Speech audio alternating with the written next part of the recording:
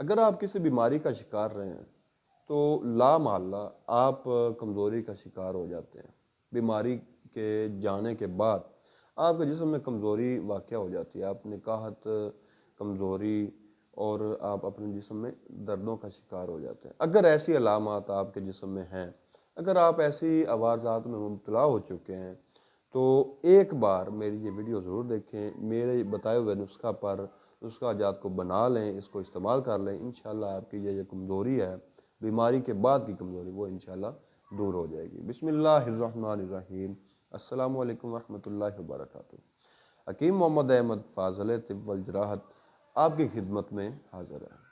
میں آج آپ کو بیماری کے بعد ہونے والی کمزوری کے متعلق بتاؤں گا، اور اس کا جو نسخہ ہے، اس کا علاج کیا ہے، اس کے علاج آپ کیسے کر سکتے ہیں، میں آج آپ کو اس کے علاج کے متعلق بتاؤں گا۔ یہ ایک انتہائی اہم نسخہ ہے جس کو آپ اپنے گھر میں محفوظ رکھیں۔ اگر آپ کا کوئی بچہ، بوڑھا، کوئی بڑا کسی بھی طرح کی بیماری میں مبتلا ہوتا ہے، بیماری کے بعد، صحت یابی کے بعد اس کے جسم میں کوئی کمزوری واقع ہو چکی ہے، تو اس کے استعمال سے انشاءاللہ وہ دور ہو جائے گی۔ تو بیماری اکثر ہوتی ہے اگر بخار وغیرہ رہتا ہے، یا کہ کوئی آپریشن وغیرہ کوئی بندہ کرواتا ہے۔ آپریشن میں صاف ظاہر ہے کہ بلیڈنگ کا مسئلہ ہوتا ہے، آپریشن میں بھی جو میڈیسن استعمال کی جاتی ہے اس کی وجہ سے بھی، اور بلیڈنگ شیڈنگ کی وجہ سے بھی، بخار میں بھی اگر بندہ بخار میں مبتلا رہتا ہے تو 5-7 دن اگر بخار رہتا ہے تو اس سے بھی کمزوری واقع ہو جاتی ہے۔ اگر کوئی بھی اور مرض رہتی ہے، 5-7 دن، 10 دن بندہ بیمار رہتا ہے، 15 دن بیمار رہتا ہے، تو اس کے جسم میں لا محالہ کمزوری واقع ہو ہی جاتی ہے۔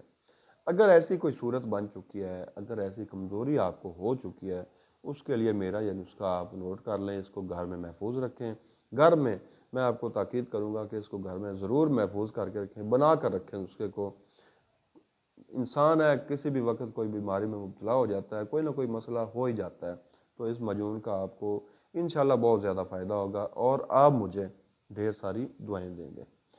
تو نسخہ نوٹ فرما لیں۔ نسخہ نوٹ فرمانے سے پہلے میری یہ ویڈیو شیئر کر دیجئے تاکہ زیادہ سے زیادہ لوگ مستفید ہو سکیں۔ نسخہ نوٹ فرما لیں۔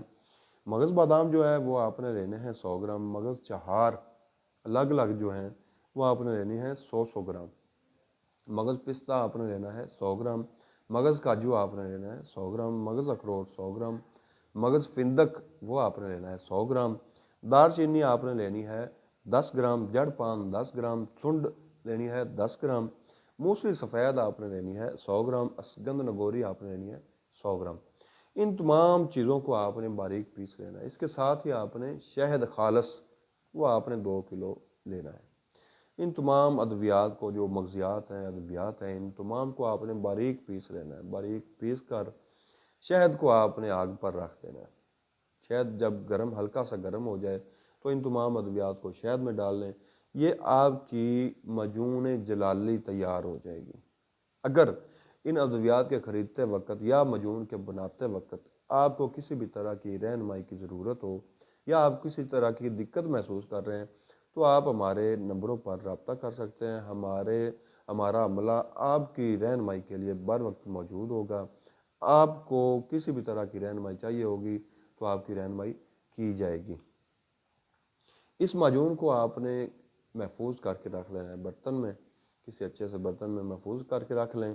اس کو آپ نے، جو بھی مریض ہے، اگر ویسے بھی جسمانی کمزوری کا کوئی بھی مریض ہے، اس کو آپ نے 1 چمچ صبح اور 1 شام دودھ کے ساتھ استعمال کروانی ہے۔ انشاءاللہ اس کی جو کمزوری ہے، بیماری کے بعد کی کمزوری ہے، یا ویسے بھی اگر کوئی کمزوری کا شکار ہو چکا ہے، تو انشاءاللہ اس کے استعمال سے اس کی کمزوری دور ہو جائے گی، اور اس کی جسمانی قوت جو نارمل روٹین کی ہے وہ بحال ہو جائے گی۔